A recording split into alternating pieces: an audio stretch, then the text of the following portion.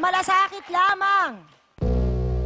Tinulungan si Lola pero ngayon sila ang napagbibintangan na pineperahan. Paano nyo naman nalaman na yun pala ang sinasabi nila? Hindi ma'am, actually po, nababalitaan ko na po sa kapitbahay namin na pineperahan daw po namin yung matanda. Sino daw may sabi sa kanila? Sila po, ito po, sila Ronaldo po. Eh, wala naman pong pera tong matanda eh. Paano po namin peperahan yan? Eh, hindi naman po kami mukhang pera eh. Bakit nyo bang nasabi? Wala naman po. Bakit nyo nasabi yun? Pinapirahan nyo si nanay. Eh, di sinasabi, sinabi na nga sa amin ng tao eh. Kasi hindi niya alam. Ay. Hindi niyo alam yun. Hindi niyo alam kung anong pinag-upisahan namin. Lola, kayo ba? May pera ba kayo, Lola?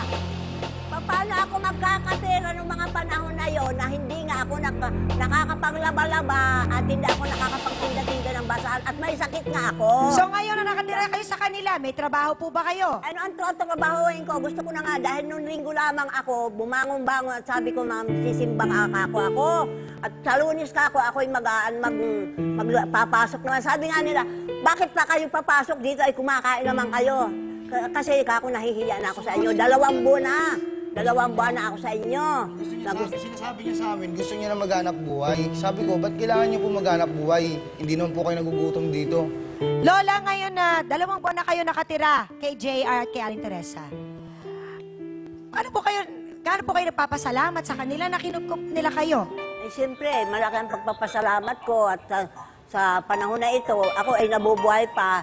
Lalo na binigyan pa ako ni Lord na lakas ng katawan sa panahon na ito dahil ako nga wala nang asawa. Ako nga na binabati nila ako kaninang umaga na nalalaman ko pala yung birthday ko. Kaya sabi ko nga sa kanila, maraming salamat at kayo pala ako'y nakakaalam ng aking birthday na dapat pala ako sana. Ako baga may asawa tayo, hindi na yung asawa natin ang babad nila. Bakit nila pa nga bumati sa akin eh, mga kamag-anak ko. Wala man bumati sa akin. Kaya yun ang aking inaano na kanila na talaga sila maano sa akin, matapat talaga sila sa akin na pakikisama nila. Pero itong 2 ito, pinapalayas mga ako at ang gusto talaga nila masarili nila yung aking pamamahay siguro. Maraming sugat ang dapat na maghilom, lalong-lalo na kay Lola Concepcion. Kaya naman isang matinding counseling ang dapat na gawin kasama ang mahal na trio tagapayo. Nag-iisa naman talaga na ako, kaya nga lamang yan. Gusto ko nga sana makasama, gawa ni siyempre ako, matanda na, saka siya, may pagtatanggol ako niya kung sakali.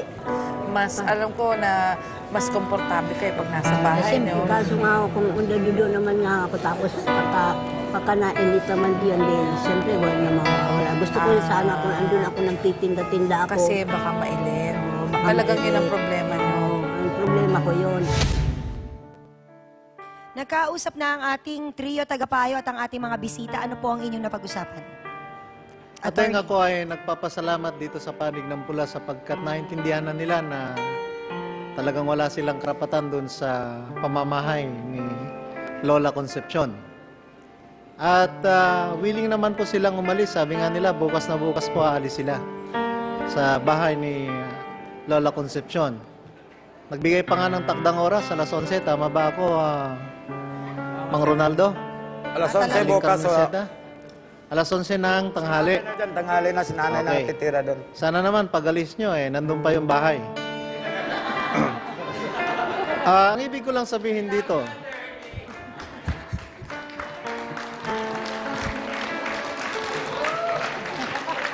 konting biro lang yon, Mang Ronaldo, Aling Carmencita. Ngunit, ang gusto ko lang ipatanaw sa inyo dito, kung totoo na talagang kayo ay titira na sa isang lugar na kung saan ay magiging malayo sa tahanan ni ni Lola Concepcion, bilang pagkilala pa rin at paggalang sa isang matanda na lalong-lalo na sa kalagayan mo, Ronaldo, ay nag-aruga sa iyo at kinupkup ka ng mahabang panahon. Sana sa paglisan nyo sa bahay ni Lola Concepcion ay maging maayos ang paglisan nyo at huwag nyong gawan ng mga kabulastugan yung bahay na yon sapagkat yon ay kanyang tahanan. Lola Concepcion, bukas po ay aalis na sila sa inyong bahay, inyong tahanan. Kung kinakailangan nyo po ng assistance ng face-to-face, ay bukas po ang mga staff ng face-to-face upang kayo isamahan, upang sa ganon ay maging mapayapa ang muli niyong pamumosisyon sa inyong tahanan. Yun lamang po. Maraming salamat po, Attorney. Doktora? Alam niyo, gusto ko lang i-remind kayo na tayo mga Pilipino, mahal na mahal natin ng ating mga matatanda. Sa ibang bansa, pagdating ng 65, 65, pataas, anong iniisip nila? Pine-prepare sila para ilipat ng homes. Yung tinatawag na para home for the aged dito sa atin. Yun ang ginagawa nila. Pangalawa, ano pang sasabihin nila? Sige, dyan na po kayo, bahala na kayo mag-alaga, tapos bibigyan na lang sila ng schedule kung kailan sila pwedeng bumisita. Pero tayo, ayaw nating mangyayari yun. Gusto nga natin hanggang sa kamatayan, nandyan ang ating mga lola, ang ating mga magulang, pagsisilbihan natin kahit na hirap tayo, na ibibigay natin yung nararapat para sa kanila. Yung mga comforting words, hindi yung mga pangit na salita na nadidinig ko kanina, yung mga pananakit na ginagawa nyo, na alam nyo, yung mga bagay na ginagawa nyo sa isang matanda, doble ang sakit nun. Sana maintindihan nyo na itong mga ginagawa nyo, alam nyo, kung nadinig niyo sinabi kanina ni Aling Concepcion, anong sabi niya? Tinitiis kong pilit na sana sila ay nasa bahay. Bakit po, Lola, ang ganun nyo? Kasi pagtanda ko, wala na akong kasama eh. Sila lang ang pwedeng tumulong sa akin, pero nagkamali ba talaga ako? So sana maintindihan nyo, yun lang po. Maraming salamat, Doktora. Father? May narinig po akong sinabi ni Ronaldo na nasaktan ng kanyang asawa, si Carmencita, itong si Nanay Concepcion, dahil puno na. Punong-puno na ng puot, galit at pagkainis. Iba kasing pinuno nyo eh. Ang sarili nyo pinuno nyo ng galit, pagkainis, hindi nyo pinuno ng pag-ibig. Alalahanin mo, Ronaldo, kinupkup ka, tinanggap ka sa pamamahay dahil sa pagmamahal. Meron tayo kasabihan sa Espanyol, amor ko na po, amor si paga. Ibig sabihin, kung ang pag-ibig na ay binigay, binuhos ng mag-asawa, si Aling Concepcion at ang kanyang yumaong asawa ay pag-ibig, dapat ang katumbas na sukli o anuman kabayaran ay pag-ibig din. Hindi puot, hindi galit at hindi palalayasin po siya. At sana naman, Nanay Concepcion, yung panalangin mo ay matupad, pagbigyan ka ng Panginoon, pahabain mo ang buhay mo dahil mahaba ang pagpasensya mo.